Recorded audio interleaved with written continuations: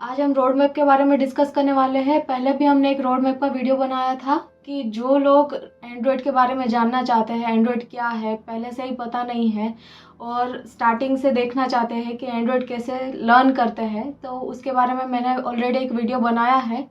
और आज का जो वीडियो है वो उन लोगों के लिए है जो एक्चुअल में एंड्रॉयड सीखना चाहते हैं और कैसे एंड्रॉयड सीखे, स्टेप बाय स्टेप कौन से पॉइंट्स कवर करने हैं, कौन से टॉपिक लेने हैं और कैसे एप्लीकेशन डेवलप करनी है, तो उसके बारे में आज डिस्कस करेंगे। तो आज का जो वीडियो है उसको हम बोलेंगे एंड्रॉयड रोड मैप 2.0।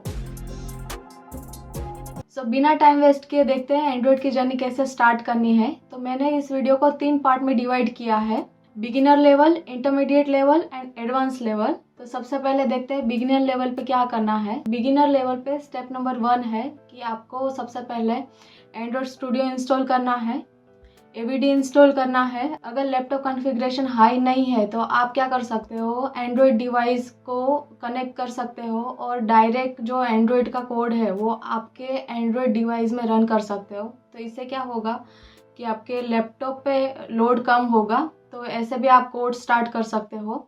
सो एक बार कॉन्फ़िगरेशन हो जाए उसके बाद आपको देखना है कि एंड्रॉयड के लिए कौन सी लैंग्वेज आपको लर्न करनी है। तो एंड्रॉयड का डेवलपमेंट 2 तरीके से होता है, जावा और कोटलिन से। अगर आप स्टार्टिंग से कर रहे हो और आपको जावा का नॉलेज नहीं है तो आप डायरेक्ट कोटलिन पे जंप कर सकते हो, या फिर आपको एंड्रॉयड सीख के डायरेक्ट जॉब लेनी है तो भी मैं प्रीफर करूँगी कि आप कोटलिन पे जाओ, क्योंकि कोटलिन आजकल मार्केट में ज़्यादा चलती है। तो सबसे पहले बेसिक्स ऑफ कोटलिन में देखना है कि डेटा टाइप क्या है, वेरिएबल्स क्या है और ऑपरेटर्स क्या है। तो उसके बाद कंट्रोल फ्लोज देखो, उसके अंदर if condition, when, for loop, do while loop, वो सारी लूप्स के बारे में एक बार देख लो। क्लास कैसे डिक्लेयर करते हैं, ऑब्जेक्ट कैसे डिक्लेयर करते हैं, उप्स के सारे कंसेप्ट देख लो जिसमें एब्स्ट्रैक्शन, पॉलीमॉर्फिज्म, इंटरफेस, इनहेरिटेंस के बारे में एक बार देख लो। और लास्ट में आता है कि हायर ऑर्डर फंक्शन कैसे डिक्लेयर करना है, तो वो भी देख लो एक बार। Higher order function, lambda expression, फिर जेनरिक क्लास कैसे बनाना है वो एक बार देख लो। तो ये तो हो गया बेसिक्स ऑफ कोटलिन के लिए मैंने ऑलरेडी प्लेलिस्ट बनाई हुई है। प्लेलिस्ट में मैंने सारे कंसेप्ट को डिटेल में डिस्कस किया है, तो वो वाली प्लेलिस्ट भी आप देख सकते हो एक बार। अब आता है कि एंड्रॉयड का डेवलपमेंट कैसे करना है और उसके लिए कौन सा स्टेप फर्स्ट लेना है। सो सबसे पहले यूआई का कोड देखना है आपको। तो यूआई इंटरफेस कैसे करना है वो देख लो। सो इसके लिए यूआई डिज़ाइन करनी है आपको XML से, और उसके बाद आपको लेआउट सीखने हैं। तो लेआउट के अंदर रिलेटिव लेआउट, लीनियर लेआउट और कंस्ट्रेंट लेआउट देखना है। आजकल मार्केट में जेटपैक है, तो जेटपैक में काफ़ी सारी एप्लीकेशन बन रही है, पर जो पुरानी एप्लीकेशन है वो सारी लेआउट्स में बनी हुई है। तो वो सारी एप्लीकेशन को अभी कन्वर्ट कर रहे हैं, पर आपको एक बार लेआउट का नॉलेज भी होना चाहिए तो ही आप कन्वर्ट कर पाओगे जेटपैक में। तो एक बार सीख लो कि लेआउट कैसे वर्क करता है। डिटेल में अगर नहीं सीखना है तो कोई बात नहीं, पर लेआउट का नॉलेज होना चाहिए। तो लीनियर लेआउट, रिलेटिव लेआउट और कंस्ट्रेंट लेआउट देख लो। उसके बाद आपको व्यूज़ और व्यू ग्रुप के बारे में देखना है। फिर यूआई के जितने भी कंपोनेंट्स है वो देख लो। बेसिक्स कंपोनेंट्स जो है, जैसे कि बटन है, रेडियो बटन है, चेकबॉक्स है, एडिट टेक्स्ट है, इतना आ जाए उसके बाद आपको देखना है कि इंटेंट और इंटेंट फिल्टर क्या है। तो उसमें आपको एक्सप्लिसिट इंटेंट और इम्प्लिसिट इंटेंट देखना है। एक पेज से दूसरे पेज पे कैसे जाते हैं थ्रू द इंटेंट, वो कोड देखना है। और एक पेज से दूसरे पेज पे डेटा कैसे ट्रांसफ़र करना है वो भी देखना है। ऑन एक्टिविटी रिजल्ट क्या है उसके बारे में एक बार देख लो। थोड़े एडवांस कंपोनेंट्स देखने हैं, जैसे कि लिस्ट व्यू है, टेबल व्यू है, ग्रिड व्यू है और रिसाइकलर व्यू कैसे वर्क करता है उसके बारे में भी देखना है। और उसके बाद आपको फ्रेगमेंट्स पे जाना है। एक्टिविटी जैसे है वैसे ही फ्रेगमेंट्स है, और फ्रेगमेंट्स के बारे में डिटेल में देखो। एक्टिविटी की लाइफ साइकिल डिटेल में देखो कि एक्टिविटी की लाइफ साइकिल कैसे वर्क करती है, कितनी मेथड्स है उसके अंदर। फिर बैक प्रेस कैसे होता है, फ्रेगमेंट के अंदर बैक फ्लो कैसे करना है वो भी एक बार देख लो। उसके बाद आता है सर्विस भी 2 टाइप की है, background service and intent service. तो दोनों सर्विस डिटेल में देखनी है आपको, क्योंकि सर्विस का यूज़ आपको एप्लीकेशन में करना पड़ेगा। फिर आता है ब्रॉडकास्ट रिसीवर। तो ब्रॉडकास्ट रिसीवर का यूज़ आप मैसेज को ब्रॉडकास्ट करने के लिए यूज़ करते हो, तो ब्रॉडकास्ट रिसीवर सीख लो। फिर आता है कंटेंट प्रोवाइडर। तो कंटेंट प्रोवाइडर जो है उसमें एक एप्लीकेशन का डेटा दूसरी एप्लीकेशन में फैच करना है, उस टाइम पे आप कंटेंट प्रोवाइडर यूज़ करते हो। तो इसका मैं एग्जांपल दूँ तो व्हाट्सएप जो है वो क्या करता है कि आपके फ़ोन में जो कॉन्टैक्ट वाले एप्लीकेशन है वहाँ से डेटा फैच करता है और कॉन्टैक्ट लिस्ट में आपको डेटा डिस्प्ले करके देता है। तो वो क्या करता है, एक एप्लीकेशन से दूसरे एप्लीकेशन में डेटा फैच करता है, तो वो कंटेंट प्रोवाइडर से होता है। उसके बाद नोटिफिकेशन का कोड देखो, सिंपल नोटिफिकेशन कैसे लानी है एंड्रॉयड के अंदर। तो ये हमने बेसिक लेवल की बात की, तो इतना आ जाए उसके बाद आप एक क्लोन बना सकते हो जिसके अंदर आपको डेटा की रिक्वायरमेंट नहीं रहेगी कि डेटा फैच करना है, कैसे स्टोर करना है, वो सब नहीं करना पड़ेगा। तो इसके लिए एक क्लोन बना सकते हो। तो आपको क्लोन से क्या होगा कि अच्छे से नॉलेज हो जाएगा कि कंपोनेंट्स कैसे वर्क करते हैं और एक पेज से दूसरे पेज पे कैसे जाते हैं, फ्रेगमेंट कैसे वर्क करते हैं। तो इसके लिए आप इंस्टाग्राम का क्लोन बना सकते हो या फिर व्हाट्सएप का सिंपली क्लोन बना सकते हो। व्यू पेजर आप इसमें यूज़ कर सकते हो, तो व्यू पेजर का कोड भी एक बार देख लेना। सो ये सारे टॉपिक्स पे हमने डिस्कस किया। ये बेसिक लेवल था जिसके लिए आप 20 डेज में ये सारे टॉपिक्स कवर कर सकते हो और एक क्लोन बना सकते हो। अब बात करते हैं कि इंटरमीडिएट लेवल पे क्या करना है और इसमें कितने टॉपिक्स कवर होते हैं। सो सबसे पहले डेटा परसिस्टेंस के बारे में देखते हैं कि डेटा परसिस्टेंस में आप कितने टॉपिक्स कवर कर सकते हो। तो एंड्रॉयड के अंदर शेयर प्रेफरेंस करके टॉपिक है जिसमें आप टेम्परेरी बेसिस पे डेटा स्टोर कर सकते हो। तो सबसे पहले शेयर प्रेफरेंस का कोड देखो, उसके बाद SQLite का कोड देखना है। तो SQLite में डेटा आप परमानेंट स्टोर कर सकते हो लोकल में, मतलब आपके फ़ोन में डेटा स्टोर होगा। और SQLite के बेसिस पे एक लाइब्रेरी है रूम डेटाबेस। तो अभी मार्केट में जो लोकल डेटाबेस का कोड होता है उसके लिए रूम डेटाबेस यूज़ करते हैं काफ़ी सारी कंपनीज। तो रूम डेटाबेस के बारे में देख लो। तो ये शेयर प्रेफरेंस, SQLite और रूम डेटाबेस आ जाए उसके बाद एक एप्लीकेशन बना सकते हो टू डू लिस्ट करके।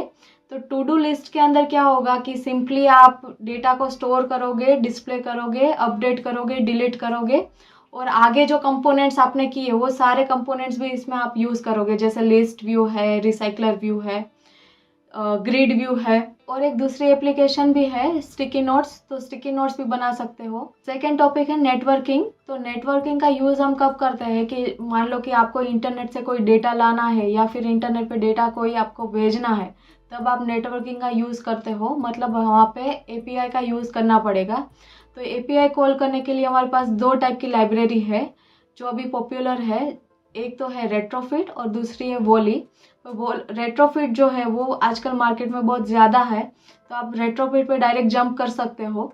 उसके बाद आपको डेटा पार्सिंग कैसे करना है वो देखना है, जैसे कि जेसन पार्सिंग है और XML पार्सिंग है। तो आप जेसन पार्सिंग करोगे तो भी चलेगा क्योंकि काफ़ी सारी कंपनी में जेसन पार्सिंग ही चलता है।